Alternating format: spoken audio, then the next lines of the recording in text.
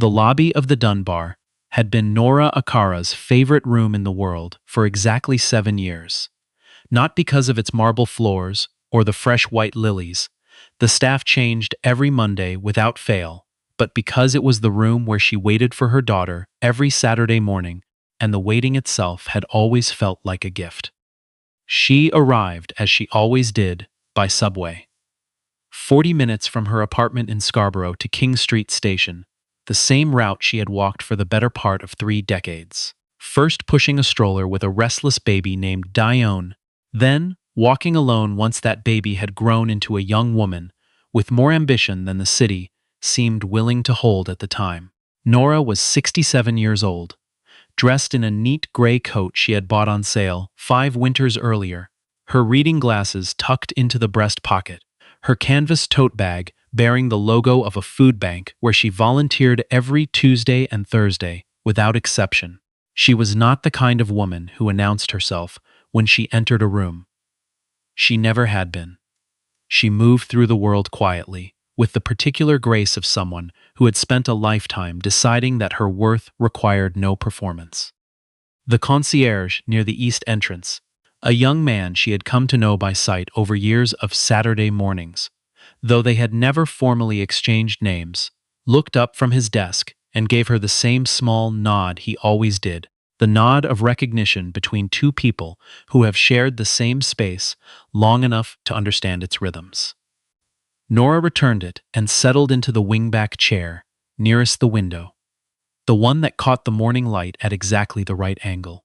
She took out a paperback biography she had borrowed from the library, a long overdue account of a Ghanaian economist she had been meaning to read for 2 years, and folded one leg over the other, content.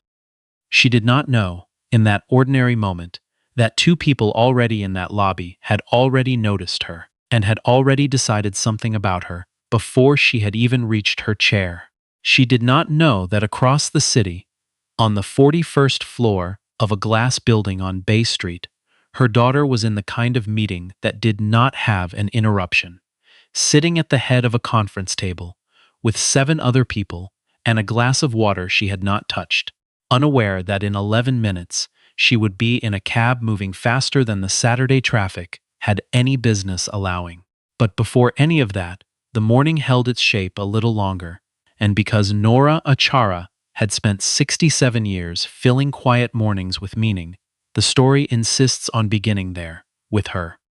She had come to Canada from Accra with her husband, Kofi, in the late 1980s, carrying 2 suitcases and a determination that neither of them had fully articulated out loud, because putting it into words had seemed somehow like too much pressure on a feeling they needed to stay fragile and portable. Kofi had found work first in a warehouse distribution center in Etobicoke. Nora had found work second, in a school cafeteria in Scarborough, and had stayed there for 31 years. Long after Kofi had passed, long after Dione had gone from the daughter of cafeteria staff to one of the most discussed entrepreneurs in the country. The work had suited her. She had fed children every single day.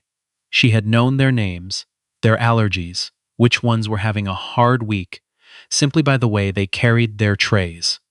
She had been, in her quiet and consistent way, indispensable to a community that rarely stopped to name what it owed her. She sat now in the wingback chair, reading, occasionally glancing toward the lobby entrance the way she always did. Not with anxiety, simply with the anticipation of someone looking forward to seeing a person she loved. Dione was usually 15 minutes early. On the rare occasions she was late, she would already be texting by the time Nora thought to check her phone. It was the duty manager who first approached her.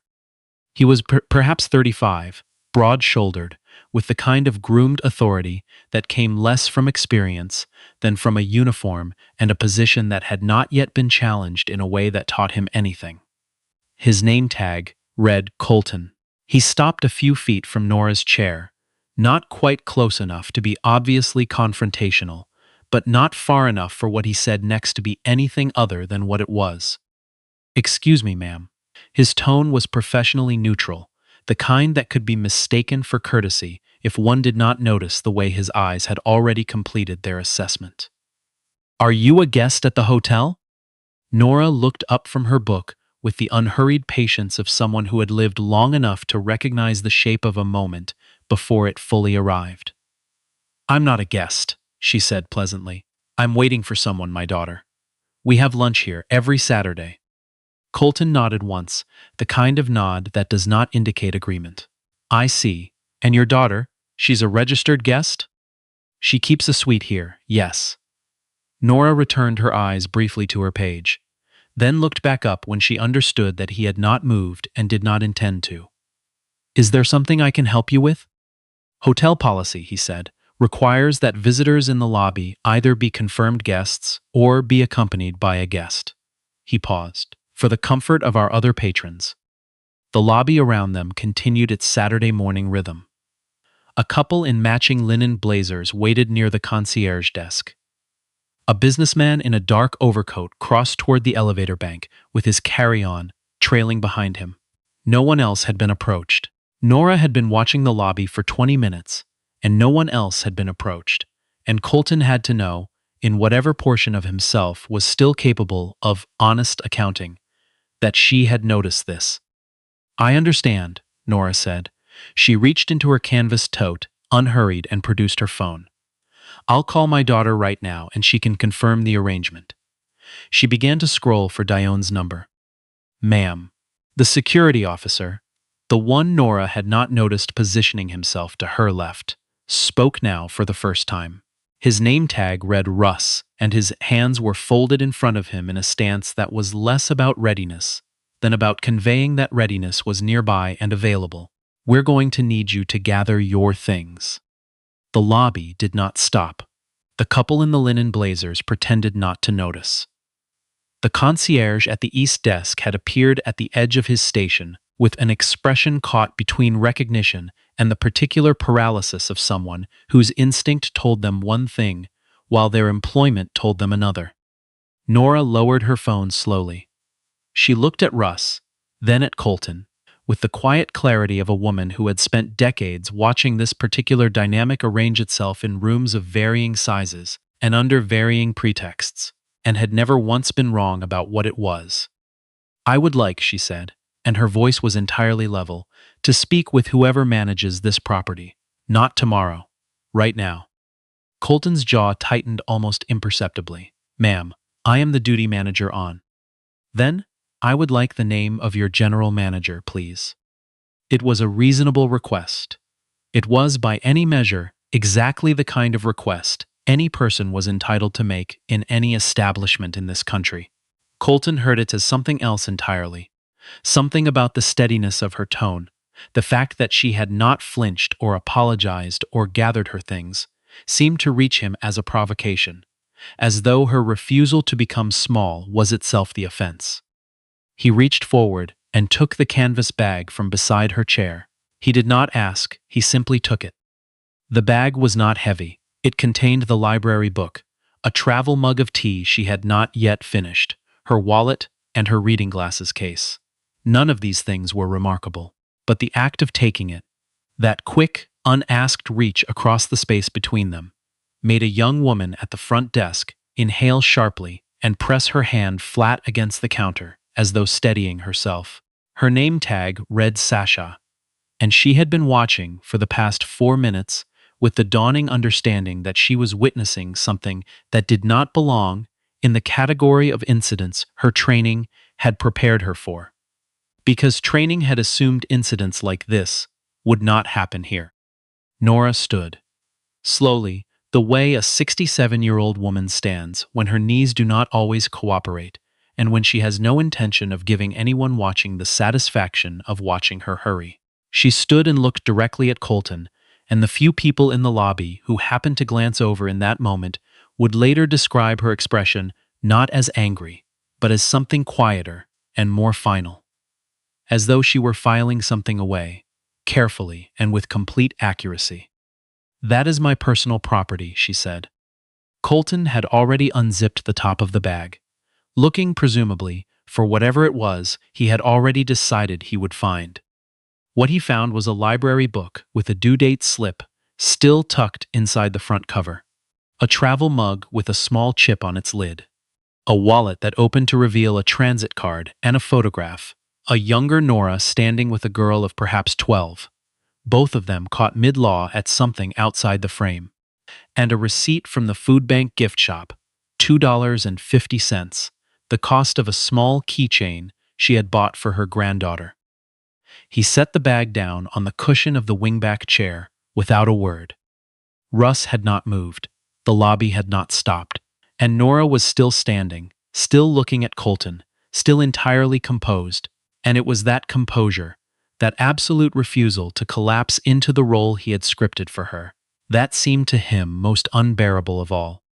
"Colton," Sasha said from behind the front desk, her voice barely above a murmur. "That woman, I think she's the—" "You have guests to check in," Colton said, without turning around. Nora picked up her bag from the chair. She put the strap over her shoulder, and then she sat back down, folded her hands in her lap, and waited. She had been waiting in this lobby for 7 years. She intended to keep waiting. 3 minutes later, Sasha slipped away from the front desk, walked to a quiet corner near the east stairwell, and called the only number she could think to call.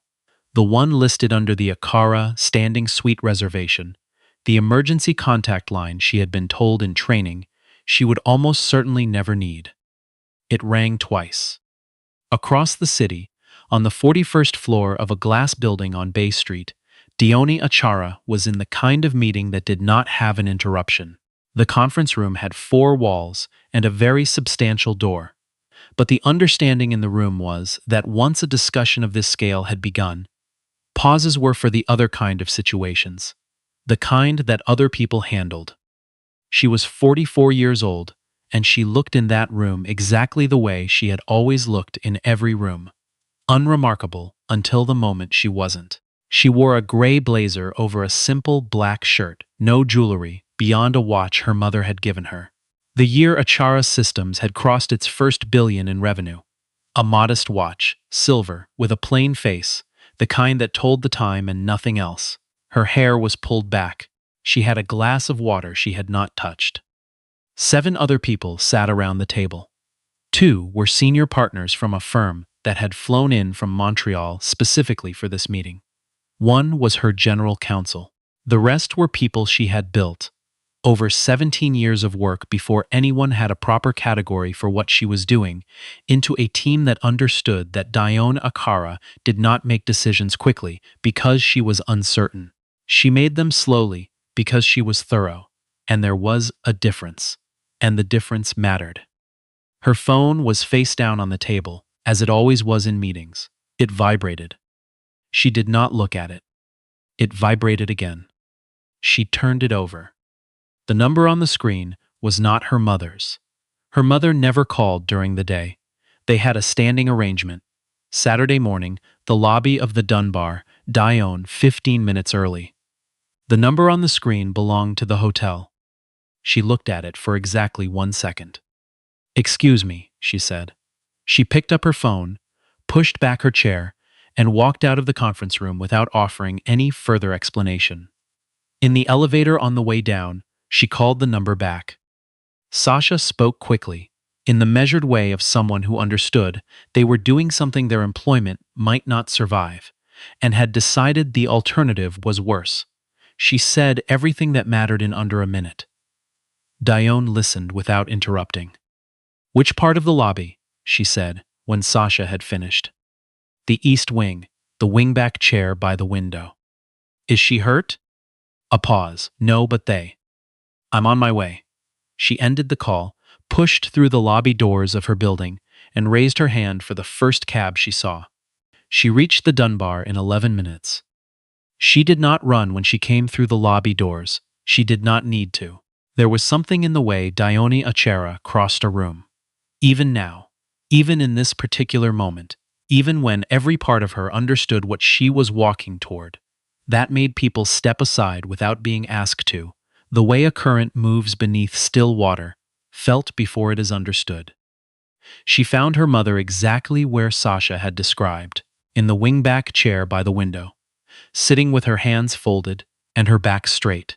The sight of it, The particular dignity of that posture, the deliberate stillness of a woman who was not going to give anyone in that lobby the satisfaction of watching her diminish, stopped Dione for half a second in a way that nothing had stopped her in years.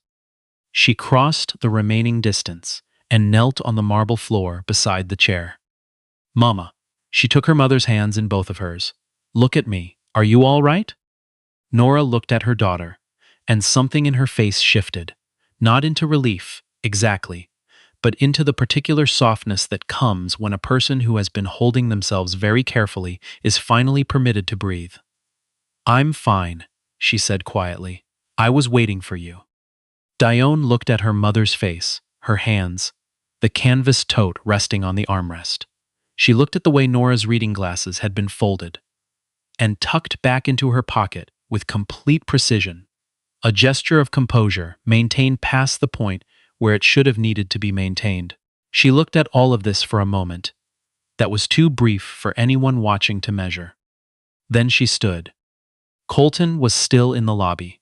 He had, in the minutes since Sasha's disappearance, cycled through several internal positions: confidence, then uncertainty, then the particular discomfort of a man who knows he has placed himself somewhere he cannot gracefully exit.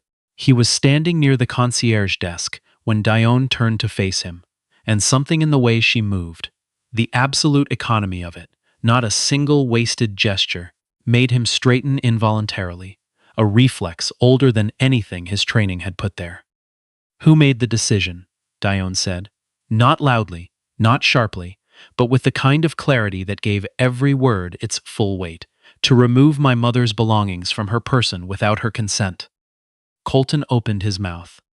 "Before you answer," she said, "I want to be clear that this lobby is covered by at least 4 cameras, and the staff member at the front desk is a witness. So take your time." He took the time. It did not help him as much as he had hoped. "Ma'am, hotel policy." Your general manager's name," she said. "Please." There were people watching now, not theatrically. They had not gathered into a circle. This was not that kind of moment. But the lobby had acquired the quality of a room that knows something is happening and is choosing, carefully, to be present for it. The couple in the linen blazers had stopped moving toward the elevator. The businessman who had crossed the lobby earlier had paused near the far wall, his carry-on handle still in his hand. Sasha, behind the desk, was very still. Dione took out her phone. She dialed a number she had known by memory for 3 years. The call connected in under 10 seconds. "It's Dione," she said quietly. "I'm in the lobby of your Toronto property." A pause, brief. "Yes, that's exactly why I'm calling." She listened for a moment, nodded once. "Thank you." She lowered the phone. Colton's own phone buzzed in his breast pocket, then buzzed again. He reached for it with the slowness of someone who understood, somewhere beneath the instinct to check, that what was coming would not be a relief. Whatever he read on the screen rearranged his face in a way that was difficult to watch. Not because it was dramatic, but because it was small. The particular shrinking of someone who has understood, all at once and too late, exactly how far outside the limits of their authority they have wandered. Dione did not watch him read it.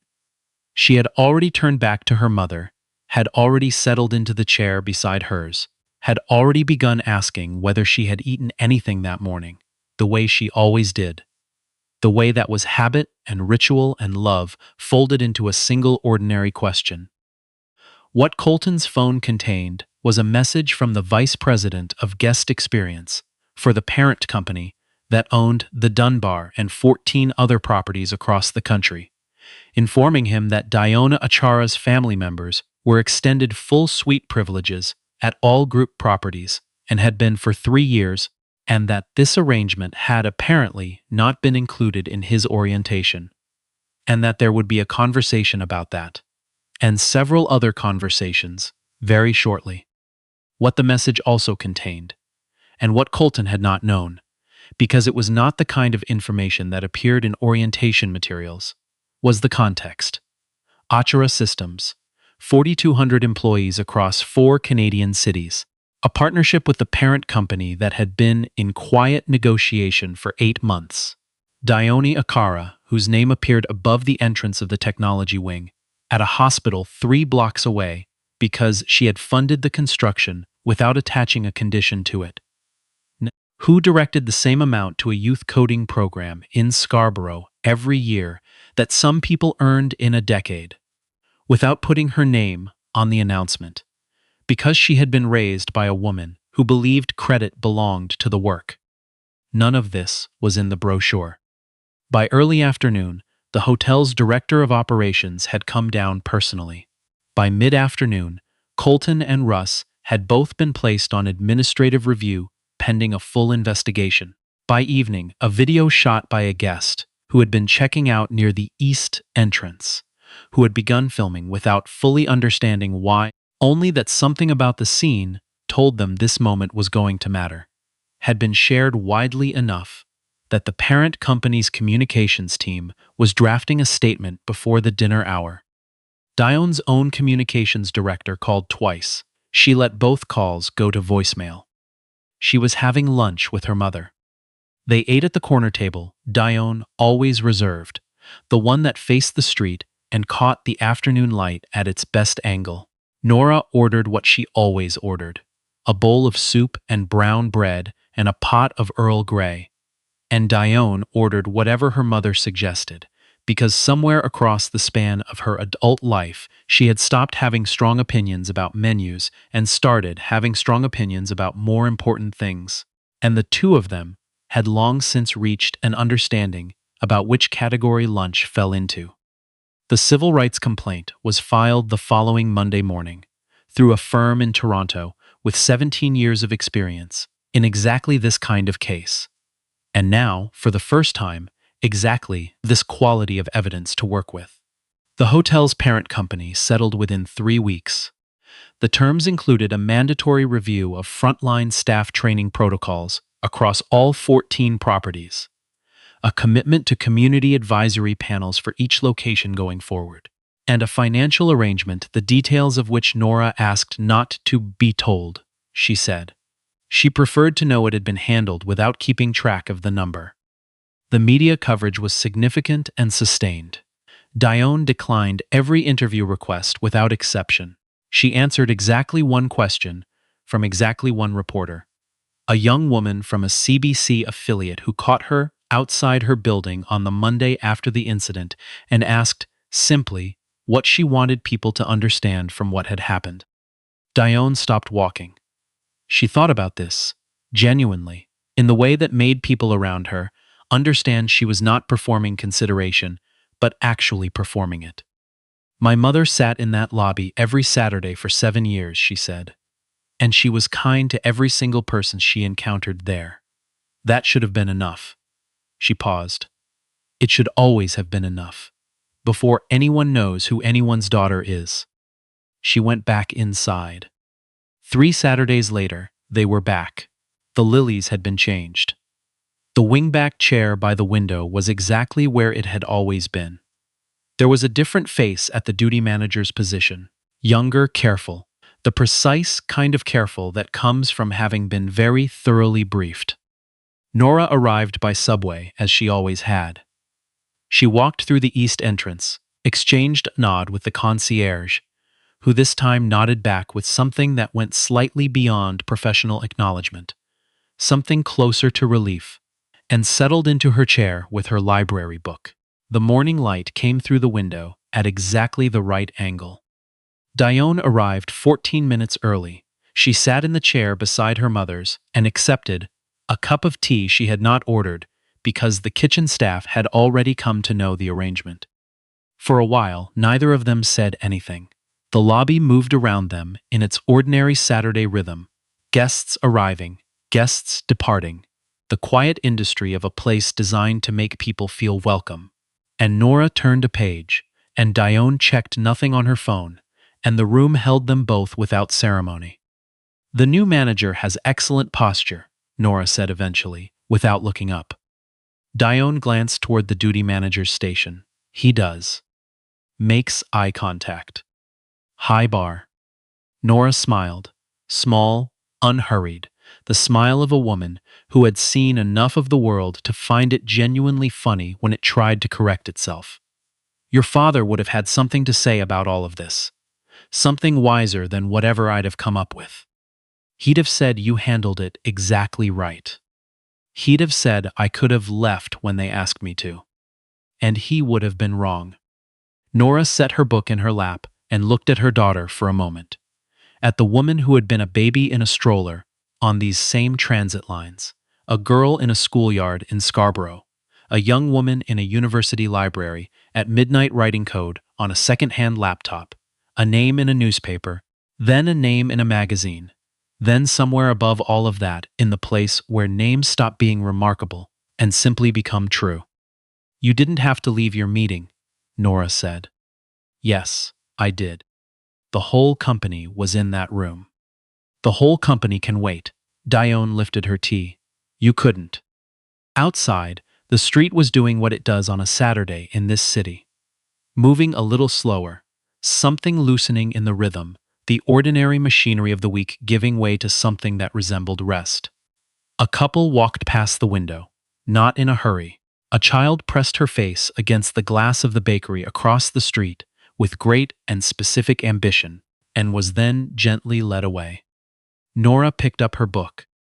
Next Saturday, she said, I'm going to try the French onion soup. You say that every week. One of these weeks I'll mean it. The lobby was quiet and full of light, and the two of them sat together in it.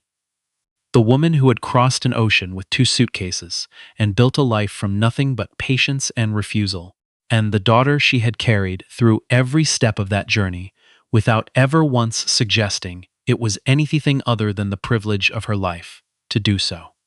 And the morning settled around them the way mornings do when they have decided at last to simply be ordinary again.